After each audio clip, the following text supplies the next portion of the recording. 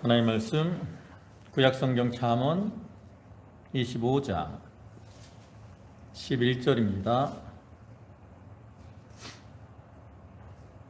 잠언 25장 11절 구약성경 페이지로는 939쪽. 잠언 25장 11절부터 20절까지 말씀입니다. 한 절씩 교독하겠습니다. 경우에 합당한 말은 아로 새긴 은 쟁반에 금 사과니라.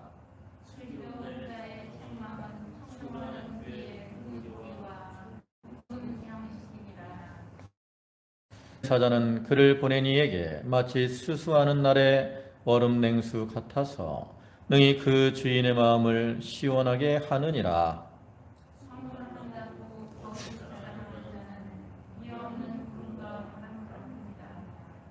오래 참으면 관원도 설득할 수 있나니 부드러운 현 뼈를 꺾느니라.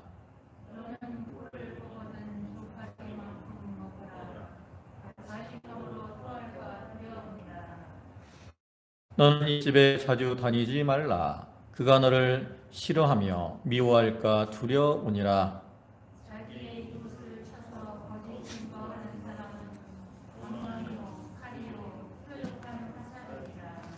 환난 날에 진실하지 못한 자를 의뢰하는 것은 부러진 이와 위골된 발 같으니라. 마음이 상한 자에게 노래하는 것은 추운 날에 옷을 벗음 같고 소다 위에 식초를 부음 같으니라. 아멘. 잠언 오늘 25장 11절부터 20절까지 말씀을 보셨는데, 이것은 지난 시간에도 말씀드렸던 것처럼 1장부터 26장까지의 말씀과 같이 솔로몬의 말씀입니다. 잠언입니다. 그러나 그 앞에 1장부터 26장까지의 솔로몬 그 잠언과의 차이는 이거는 25장 1절에서 이렇게 말씀하고 있는 것처럼 유다와 히스기야의 신하들이 편집한 것이라 그랬잖아요. 그래서 이것은 솔로몬 때부터 약 250년이 지난 이후에 그 히스기야 왕이 자기의 신하들을 통해서 이렇게 부분적으로 전해지던 거, 또 구전으로 전해지던 이러한 것들을 모아서 편집한 그러한 내용입니다. 그래서 이 부분의 잠언은 그 앞에 기록된 잠언들보다는 더욱 후기에 기록했기 때문에 일단 문체적인 면에서는 좀 더 세련된 그러한 느낌을 주고 있어요. 그러나 이 잠언 역시 그 앞부분의 잠언들과 같아서 어떠한 특정한 주제를 일관성 있게 이렇게 다룬다기보다는 그 우리가 살아가면서 부딪히게 되는 여러 가지 문제들에 대해서 지혜롭게 대응해야 될 것을 교훈하고 있는 것이죠. 그 중에 이제 오늘 본문의 말씀은 주로 우리 성도들이 세상을 살아가면서 여러 가지 면에서 절제하는 이러한 생활을 해야 될 것을 교훈하는 내용입니다.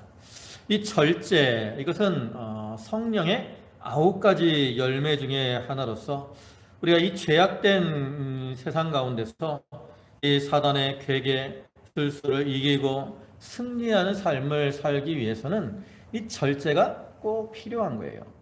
그래서 고린도전서 9장 25절의 말씀을 보면 이기기를 다투는 자마다 모든 일에 절제하나니 그들은 썩을 승리자의 관을 얻고자 하되 우리는 썩지 아니할 것을 얻고자 하노라 그랬어요. 이렇게 세상적으로도 이기기를 원하는 자들은 여러 가지 것에서 절제를 한다라는 거죠. 그와 같이 우리 성도들은 더 귀한 것을 얻기 위해서는 더욱더 절제하는 삶을 살아가야 됩니다.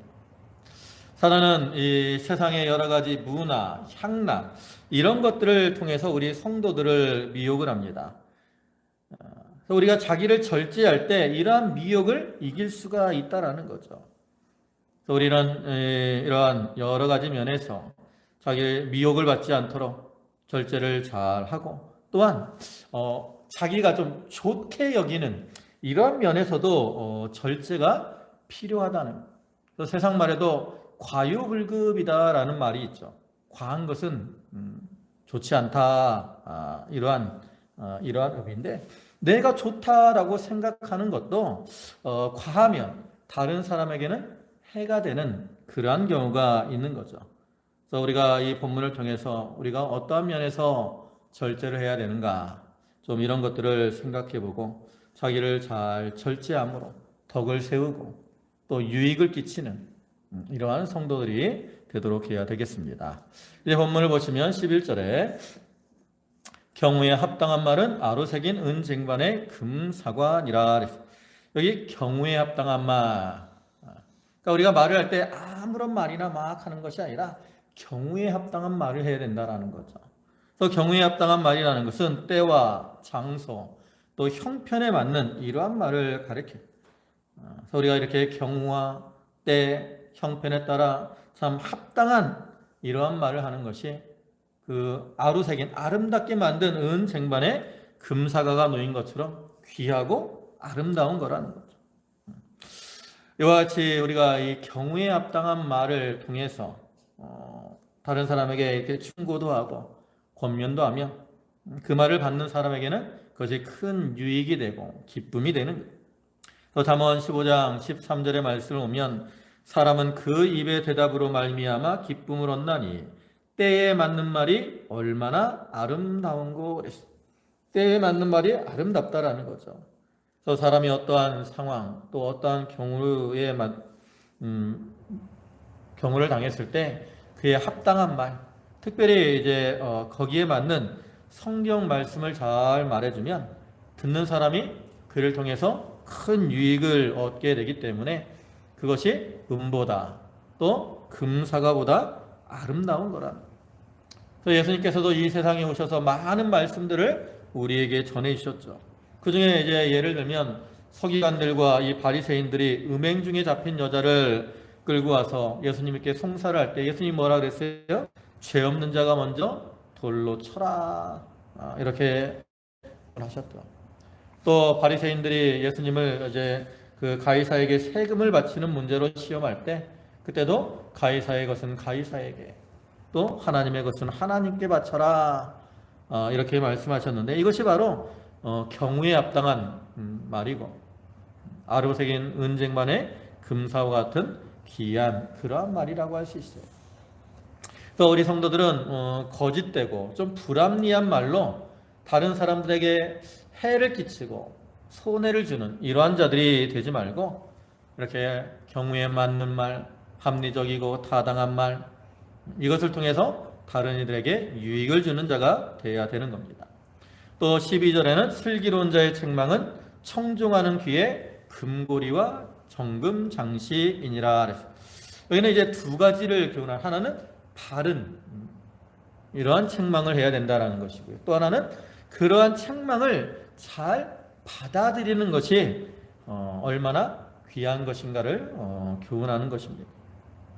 보통은 우리가 아무리 타당한 또 말이고 아무리 자기에게 유익하더라도 이 책망의 말을 듣기를 좋아하는 사람은 별로 없습니다. 우리가 이렇게 섣부르게 충고를 하거나 하면 어떤 서로 사람과의 관계를 어색하게 만들게 되죠. 그래서 슬기로운 자는 그 상대방의 어떤 기분이 상하지 않도록 이렇게 감정을 거스리지 않고 이렇게 조심해서 충고를 함으로 듣는 사람과 하여금 거부감을 이제 느끼지 않게 할 뿐 아니라 또 그러한 충고를 잘 받아들이게 함으로 상대방의 인격적으로 성장하는 데 유익을 주는 거예요. 그래서 우리가 이 성도들은 우리가 이 지혜롭게 또 말씀으로 잘 권면하고 책망을 해야 됩니다. 또 특별히 성도들이 이렇게 말씀을 통해서 주는 책망을 또 성도들은 잘 받아들여야 돼요. 이 성도들이 이 말씀을 통해서 이렇게 나에게 주어지는 책망을 잘 받으면 어떻게 되겠어요? 그 말씀대로 살아가려고 힘을 쓰게 되죠. 그리고 그렇게 힘을 쓴 만큼 어떻게 되겠습니까? 자기의 믿음이 자라나게 되고 신앙 인격이 만들어지는 거예요. 우리의 신앙이 자라나고 믿음이 자라나고 인격이 만들어지는 게 이게 참으로 귀한 겁니다. 우리는 만들어진 만큼 하늘나라에 가고 만들어진 만큼 하나님 앞에서 칭찬과 상급을 받게 되잖아요. 그러니까 이것은 참으로 금고리와 정금 장식보다도 더 귀한 거라는 거예요. 그러니까 우리는 다른 사람에게 충고를 할 때도 어떤 자기의 감정을 따라 이렇게 말하지 말고 지혜롭게 하려고 힘을 써야 되고요. 또 받는 사람도 그것을 잘 받아들이려고 힘을 써야 됩니다. 또 13절에 충성된 사자는 그를 보낸 이에게 마치 추수하는 날에 얼음 냉수 같아서 능히 그 주인의 마음을 시원하게 하느니라. 팔레스타인 지역은 이렇게 강수량이 좀 적습니다. 물이 그래서 무덥고 물이 부족하죠. 특히 이제 5월과 6월 추수 때가 되면 들판에서 일을 하는 사람들은 그 더위로 인해서 극심한 갈증에 시달리게 됩니다. 그때 이제 북부 산악 지역에 있는 그 헤르몬 산이나 또 레바논 산 위에서 눈이 녹아서 이렇게 흘러내려오는 그 물은 참 얼음과 같이 시원해 가지고 그 일하는 사람들의 갈증을 풀어주게 되는 거죠.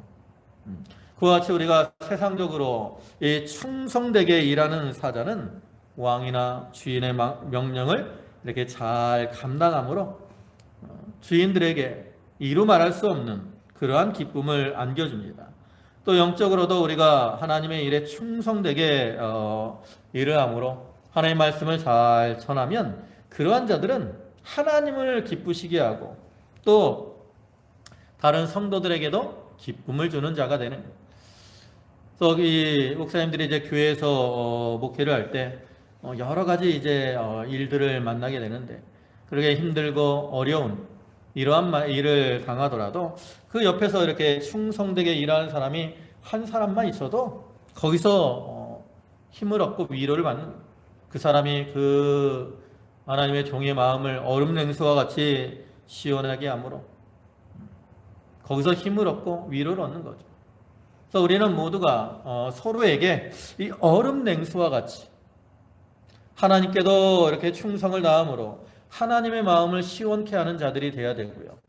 또 우리 성도들끼리도 서로에게 그 마음을 좀 시원케 해드리는 자들이 돼야 돼요. 아, 저분을 보니까 마음이 시원하다. 아, 저분을 보니까 마음이 좋다. 그러한 사람들이 많아질 때 그 교회가 기쁨이 넘치는 교회가 되고 또 하나님의 뜻을 이루는 이러한 교회가 될 것이라고 생각을 합니다. 그 다음에 14절에 반면에 이제 선물한다고 거짓 자랑하는 자는 비 없는 구름과 바람 같으니라. 팔레스타인이 아까 비가 적다 그랬죠. 그러다 보니까 이렇게 바람이 불고 이제 구름이 이렇게 몰려오게 되면 사람들이 기대를 하죠. 아, 이제 비가 좀 내리겠구나. 그런데 이렇게 바람이 불고 구름이 끼지만 비가 내리지 않는 경우도 있다. 그러면 사람들이 기대를 가졌던 만큼 더욱더 실망을 하고 낙심을 하게 되죠. 이와 같이 선물을 준다라고 하면 어떻게 되겠어요? 기대를 많이 한다.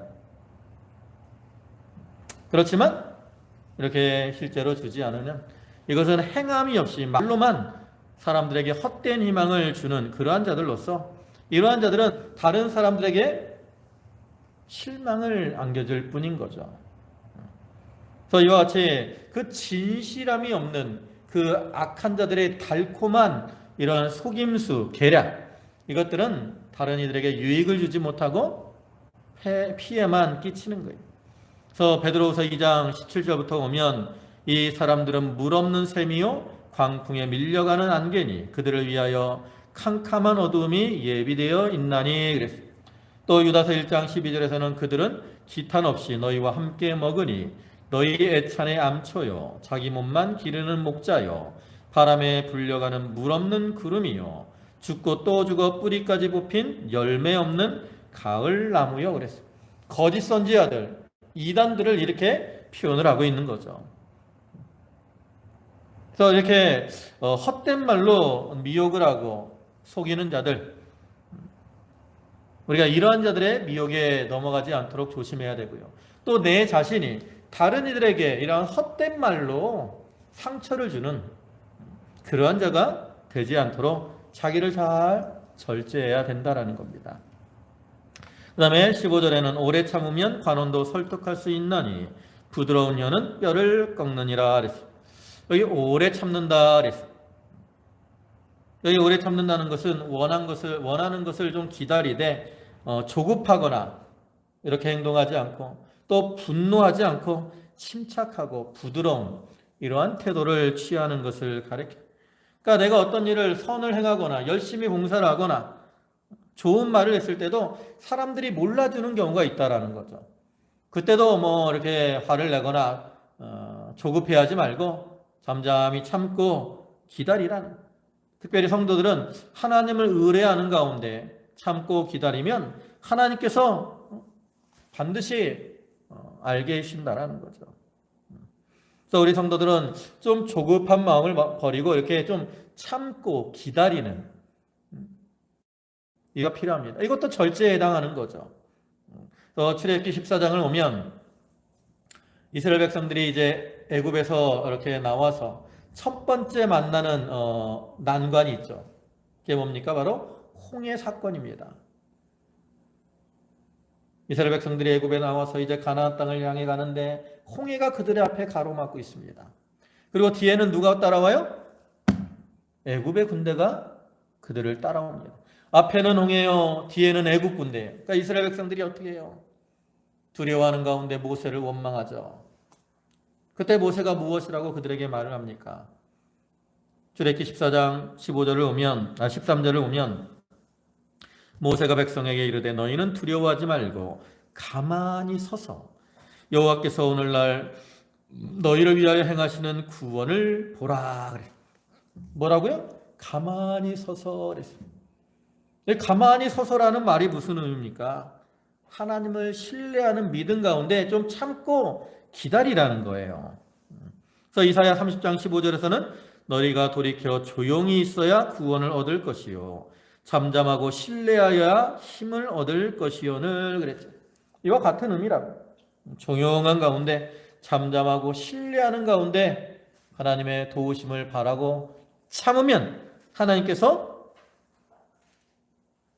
구원의 은혜를 더하신다는 능력으로 도와주신다는 거죠. 참고 기다리는 게 필요한 거예요. 그리고 나면 또 부드러운 혀는 뼈를 꺾는다 그랬어요. 부드러운 혀는 뼈를 꺾는다 이 말은 온유한 자가 강한 자를 이기게 된다라는 이러한 말이죠. 여러분의 이 얼마나 튼튼합니까? 우리 이는 이렇게 강하고 막 뼈도 강하면 씹어 먹잖아요. 또 개수는 한 32개 정도 된다 그래요. 근데 이 이는 이렇게 강하고 개수도 많지만 부러지거나 또 벌레가 먹어서 못 쓰게 되는 이러한 경우가 많죠. 반면에 우리 혀는 몇 개예요? 여러분 혀는 몇 개죠? 하나라고. 또 부드러워요. 그러나 이 혀가 뭐 부러지거나 못 쓰게 되는 사람 별로 없다고. 이는 나빠져서 뭐 틀리도 하고 이 때문에 병원을 많이 가죠. 치과병원. 그죠? 요즘 치과병원이 얼마나 많습니까? 병원들 가면 치과가 얼마나 많은지 몰라요. 근데 이 혀를 치료하는 뭐 설과병원은 없잖아요. 그와 같이 우리가 온유한 성품으로 또 온유한 말로 온유하게 행하는 이러한 사람들이 혈기를 부리고 또 강하게 패역하게 이렇게 행동하는 사람들보다 더 강하고 더 승리하게 된다는 거예요. 그래서 우리 성도들은 어떤 일을 만났을 때 혈기를 부리고 싸우려고 하지 말고 온유하고 겸손함으로 자기를 절제하고 자기 속에 있는 혈기가 일어나려고 할 때 그것을 절제함으로 온유하고 겸손하게 행해야 된다는 거예요. 그래야 오히려 승리의 삶을 살아갈 수 있는 거예요. 또 16절에는 너는 꿀을 보거든 조카리만큼 먹으라. 과식함으로 토할까 두려우니라. 이거는 어떤 좋은 일이라도 그것을 절제해야 될 것을 의미하는 겁니다. 이 팔레스타인 지방은 바위 틈이나 또 나무에 천연꿀, 우리나라도 가끔 뭐 산속에 석청 이런 꿀들이 발견되는 경우가 있잖아요. 그래서 그건 몸에 아주 좋은 겁니다. 석청은 몸에도 좋고 그걸 좋은 건데 이렇게 아무리 맛이 있고 좋은 꿀이라고 할지라도 그것에 이제 탐욕을 내갖고 과하게 먹으면 어떻게 돼? 여기 토하게 된다 그랬잖아요. 그것이 오히려 몸을 상하게 한다라는 거죠. 단순히 꿀만을 의미하는 것이 아니라 여기서 말하는 꿀은 우리의 삶 속에서 만나는 여러 가지 기쁨, 즐거움 이러한 것들을 가리키는 것이기도 합니다. 그러니까 아무리 좋은 것이라도 거기에 빠지거나 거기에 취하게 되면 육신적으로도 손해를 보게 되고요. 또 영적으로도 손해를 보게 된다라는 거예요. 그래서 우리는 먹는 것을 비롯해서 여러 가지 면에서 좀 과한 거 이런 것들을 좀 삼가고 자기 형편을 잘 살펴서 신중한 가운데 모든 면을 절제하며 살아가는 그러한 자들이 돼야 되는 거예요. 신앙생활에도 절제가 필요하고 또 세상 삶 속에서도 절제가 필요한 겁니다. 그러니까 운동도 몸에 좋은 거지만 과하면 그로 인해서 이제 부상이 오거나 그런다. 그래서 운동선수들에게는 휴식도 좋은 운동 가운데 휴식도 하나의 방편이다라고 말을 해요. 또 17절에는 너는 이웃집에 자주 다니지 말라. 그가 너를 싫어하며 미워할까 두려우니라. 이것도 이제 앞절과 마찬가지로 일상생활에 있어서 신중하고 절제하는 이러한 생활을 해야 될 것을 권면하는 거죠. 그래서 여기 이웃집에 자주 다니지 말라라는 이러한 말은 두 가지의 의미가 있어요. 하나는 너무 빈번한 이러한 방문을 금하라 이러한 뜻도 있고요. 또 한 가지는 너무 오래 머무르지 말아라라는 이러한 뜻도 있습니다. 그러니까 우리가 이 가까운 사람과의 관계에 있어서도 적당한 예의와 또 상대방을 생각하는 그러한 마음을 가져야 한다라는 거죠. 근데 우리가 이웃집에 갈 때 보통 나쁜 마음을 가지고 가지는 않아요. 막 싸우려고 가는 경우는 보통 없습니다. 그런 경우도 가끔 있지만 보통 우리가 이웃집에 갈 때는 좀 이웃과 이제 교제를 하고 또 좋은 이러한 마음으로 찾아갑니다. 근데 내가 아무리 좋은 마음을 가지고 갔을지라도 그 이웃집에 매일 찾아가거나 또 늦은 시간까지 이렇게 머무르게 되면 그 받아들이는 상대방이 이제 그것을 좋게 여기지 않고 부담을 느끼게 될 때도 있고요. 그러면서 그 상대방에게 폐가 될 수도 있다라는 거죠. 그래서 우리는 이웃집을 방문할 때도 이와 같이 상대방에게 폐가 되지 않도록 절제하는 것이 중요하고요. 또 방문했을 때에도 너무 늦은 시간까지 이렇게 있으므로 그 집에 폐를 끼치지 말아야 된다라는 거예요. 그렇지 않으면 나는 좋은 의도를 가지고 이렇게 했지만 오히려 나중에 이제 그 상대방이 싫어하며 미워하게 되는 이러한 일도 발생을 하게 된다라는 거죠. 그래서 그러한 면에서 잘 절제해야 할 것을 교훈하는 것이고요. 18절에는 자기의 이웃을 쳐서 거짓 증거하는 사람은 방망이요 칼이요 뾰족한 화살이니라. 여기 이제 방망이 그다음에 또 칼, 뾰족한 화살이 나오는데 이건 다 이제 전쟁을 함에 있어서 적군을 죽이는 데 사용하는 이러한 전쟁의 도구들을 말합니다. 또 방망이는 적의 이제 무기를 부수고 또 적에 쳐서 팔이나 이런 것들을 부서뜨리는 이러한 무기고요. 칼은 들어 찌르거나 베는 이러한 무기고 또 화살은 멀리서 원거리에서 적을 쏴서 죽이는 이러한 무기죠. 그와 같이 이웃에 대해서 거짓 증거하는 것은 이웃을 괴롭히고 또 고통스럽게 만들고 심지어는 죽음에까지 이르게 하는 그러한 패역한 죄악이라는 것을 의미하는 겁니다. 또 우리 성도들은 이웃에 대해서 거짓 증거하지 말고 좀 진실해야 돼요. 만약에 우리가 이웃을 쳐서 거짓 증거하면 그것은 이웃을 몽둥이로 때리는 것과 같고 칼로 찌르는 것과 같고 화살로 쏘는 것과 같아요. 그래서 이건 다 살인죄와 같은 거라는 거죠. 그래서 이렇게 찌르는 것이 당장에는 그것이 나타나지 않을 때도 있지만 나중에 결과적으로는 예수 그리스도의 재림의 때 다 드러나게 되고 또 하나님의 심판대 앞에서 다 드러나게 됩니다. 요한계시록 1장 7절을 보면 볼지어다 그가 구름을 타고 오시리라. 각 사람의 눈이 그를 보겠고 그를 찌른 자도 볼 것이요 땅에 있는 모든 족속이 그로 말미암아 애곡하리니 그러하리라. 그래서 우리 다른 이 악한 자들이 성도들을 향해서 거짓 증거하고 찌를 때 그것이 이제 다 드러나게 될 것을 가리키는데 내 자신이 다른 사람에게 이렇게 한 것도 다 하나님 앞에 드러날 수밖에 없어요. 그래서 우리는 그렇게 되지 않도록 다른 사람에게 아픔을 주고 상처를 주지 않도록 거짓 증거하지 말고 진실하게 행하는 이러한 생활을 해야 되는 거죠. 그 다음에 19절에 환난 날에 진실하지 못한 자를 의뢰하는 것은 부러진 이와 위골된 발 같으니라. 우리가 어떤 사람이 진실한 친구인가 이것은 평안할 때보다 어려움을 당할 때 알 수 있죠. 그래서 진실한 친구는 좀 이 사람이 어려움을 당하면 어떻게 돼요? 옆에서 함께하면서 도와주려고 합니다.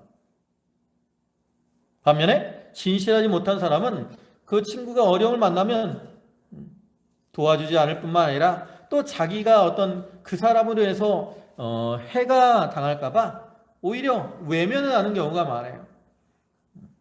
그래서 그러한 사람을 의지하다 보면 실망을 하게 되는 거죠. 그래서 그러한 것을 이제 비유로 말하잖아요. 그래서 그러한 자들을 부러진 이와 위골된 발 같다. 여기 여러분 이 얼마나 필요합니까? 그죠? 사람이 참 먹는 게 중요하다고. 그래서 이가 튼튼해갖고 잘 씹어 먹으면 아주 기쁨이 좋아요. 그 광고 중에 그 채브란시 광고하는 거 있죠. 탕수육을 찍먹과 부먹 이거보다 더 좋은 건 뭐예요? 꼭먹이래잖아요. 꼭꼭 씹어 먹는 거. 우리가 이가 튼튼해야 음식을 꼭꼭 씹어 먹을 수 있고 음식의 맛을 느낄 수 있어요. 이가 나쁘면 참 아무리 좀 진수성찬이 있어도 그 먹는 게 부담스럽다. 근데 이렇게 이가 좋은 아주 귀중한 건데 그 이가 부러지면 어떻게 돼요? 이가 시리다고 부러지면. 그때는 뭘 하나 먹어도 참 그쪽 그 부러진 이쪽은 너무나 신경이 쓰이죠. 그때는 아니라 그 이가 없는 게 어떤 의미에서 더 유익할 수 있어요. 또 이 발이라는 건 우리가 어디를 뭐 행할 때 발이 꼭 있어야 돼요. 그죠? 발이 건강한 사람이 가고 싶은데 갈 수 있고 뭐 아무리 아름다운 관광지가 있어도 다리에 힘이 없으면 갈 수가 없잖아요. 그래서 옛날에는 뭐 젊을 때 일하느라고 바빴지만 요즘은 뭐 어디 관광을 가더라도 좀 젊을 때 가야지. 나이 들면 뭐 가고 싶어도 못 간다고. 근데 여기 이골된 발은 어떤 발이에요? 뭐 쉽게 말하면 다리가 부러진 거죠. 부러진 거. 부러져서 이제 뼈가 이번 주에 이제 박실래 권사님 병원 신방을 갔다 왔는데 이제 조금씩 일어나서 이제 기대 가지고 이렇게 조금씩 걸어 다니시는 것 같아요. 아직도 많이 힘들어 하시더라고요. 살도 좀 식사를 많이 안 하셔서 살도 좀 내리셨고. 좀 건강하실 때는 그 다리로 이렇게 경로당 가시고 또 점심 식사하시고 그래서 좀 좋았는데 지금 이렇게 이제 거의 고관절 쪽이 다치고 다리가 이제 기운이 없으니까 그것도 힘이 드시는 거죠. 또 이 다리가 이골되면 그때는 오히려 그 다리가 이제 더 거치장스럽게 되는 거죠. 그와 같이 이렇게 좋은 친구들은 언제나 이렇게 나에게 기쁨이 되지만 진실하지 못한 친구는 이와 같이 환난을 만났을 때 나에게 도움이 되는 것이 아니라 어떻게 돼요? 나에게 더 고통을 주는 그러한 자들이 된다라는 거죠. 그래서 이를 통해서 우리에게 무엇을 교훈합니까? 우리는 다른 이들에게 좀 진실한, 믿을 만한 이러한 친구가 되어야 된다는 것이고요. 또 영적으로는 우리가 우리에게 참된 진실하신 친구는 누구예요? 바로 하나님이시죠. 그래서 우리가 사람을 의지하지 말고 하나님을 의지하고 살아야 된다는 거예요. 그래서 우리가 사람을 의지하면 사람들은 연약하기 때문에 아무리 친한 친구도 극한 환난이 오면 도와주고 싶어도 못 도와줄 때가 있거든요. 그러나 하나님은 신실하신 분이고 또 변함이 없는 분이시기 때문에 우리가 어떠한 환난을 당할지라도 우리와 늘 함께 하시며 우리를 도우시고 인도해 주시는 거죠. 그래서 시편 23편에서 내가 사망의 음침한 골짜기를 다닐지라도 해를 두려워하지 않을 것은 주께서 나와 함께 하심이라. 우리의 선한 목자가 되시는 주님께서 그와 같이 우리가 사망의 음침한 골짜기와 같은 그러한 어려움을 만나더라도 우리와 함께 하실 것이라는 거죠. 그러니까 그러한 하나님을 신뢰하고 살아가야 된다는 거예요. 네, 마지막 20절에 마음이 상한 자에게 노래하는 것은 추운 날에 옷을 벗음 같고 소다 위에 식초를 부음 같으니라. 이것도 이제 그 행동에 있어서 절제할 것을 의미하는 거죠. 그럼 마음이 상한 자, 사람의 마음이 상했어요. 고난이나 근심으로 인해서 마음이 상해 있다고. 근데 그러한 사람 앞에서 자기가 좋아한다고 노래를 신나게 부르면 그것이 그 사람에게 위안이 되겠느냐? 아니라는 거죠. 오히려 그 사람의 마음을 상하게 하고 아프게 하는 일이 되고 만다라는 거예요. 이 추운 날에 옷을 벗으면 어떻게 돼요? 더 추워지는 거죠. 또 이 소다 위에 식초를 부으면 어떻게 돼요? 부글부글 끓습니다. 근데 그게 뭐 쓸데가 있느냐? 쓸데는 없어요. 부글부글 끓기만 하는 거지. 그와 같이 우리가 마음이 상한 자 앞에서 노래하는 것은 쓸데없는 이러한 일일 뿐만 아니라 오히려 고통과 분노의 감정을 더 이렇게 끓게 하는 그러한 일이 된다라는 거예요. 그래서 우리가 이 마음이 상한 이러한 자들을 대할 때는 참 좋은 말로 잘 권면해주고 또 그들을 위해서 기도해주고 말씀으로 위로해주는 게 좋은데 또 그것까지도 그 사람이 이제 원치 않는 경우에는 보이지 않는 곳에서라도 그를 위해 기도해주고 또 마음이 풀리기를 기다리는 것이 좋은 겁니다. 우리가 마음이 상하게 되면 옆에서 아무리 좋은 말을 해도 그것이 잘 들리지 않을 때가 많거든요. 그래서 모든 것은 다 때가 있다 그랬기 때문에 좀 참고 기다리는 가운데 이렇게 기도하며 기다리는 거죠.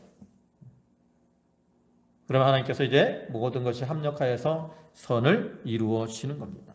그래서 기다리는 것, 이것이 참으로 지혜 있는 이러한 모습이라는 거죠. 그래서 오늘 본문을 보면 이제 여러 가지 면에서 우리가 절제할 것을 말을 합니다. 그래서 말이나 행동에 있어서 여러 가지 일상생활에 있어서 절제하고 행해야 할 것을 교훈을 하고 있는데 우리가 삶 속에서 이와 같이 절제의 열매를 맺힘으로 그를 통해서 다른 이들에게 유익을 주고 또 자기의 믿음의 진보를 이루는 그러한 저희들이 다 되도록 해야 되겠습니다. 기도하시겠습니다. 전능하신 아버지 하나님, 은혜와 사랑을 감사합니다. 오늘도 저희를 부르시고 또 말씀을 통해서 교훈하시고 책망하신 주님, 우리가 삶 속에서 우리의 말을 절제하게 하시고 또 우리의 행위를 절제하게 하시옵소서. 특별히 다른 이들에게 상처를 주고 아프게 하는 이러한 일을 행하지 않게 하시고 범사의 모든 것을 때를 따라 이루시는 그러한 하나님의 주권과 섭리를 믿는 믿음 안에서 잠잠히 참고 하나님을 신뢰하는 가운데 기다릴 수 있는 저희 모두가 되게 하여 주시옵소서. 아버지 하나님, 저희 성도들 한 사람 한 사람을 주께서 기억하여 주시고 저희 성도들 참 여러 가지 어려운 일들을 당했을 때도 그때도 조급한 마음을 버리게 하시고 참 인내 가운데 절제하며 기다림으로 하나님의 긍휼하심을 입는 모든 성도들 되게 하여 주시옵소서. 특별히 육신이 연약한 가운데 있는 성도들 또 어려움을 만난 성도들을 기억하여 주시옵소서. 병원에 입원해 있는 박질랭 원사님이나 또 송근옥 집사님, 아저씨 이순영 씨 그들에게 하나님이 회복의 은총을 더해 주시고 또 이렇게 연로한 가운데 어려움 당하는 모든 성도들 하나님이 일일이 기억하여 주시고 자비와 긍휼로 저들의 심령에 충만케 채워 주시옵소서. 예수님의 이름으로 기도 올리옵나이다. 아멘.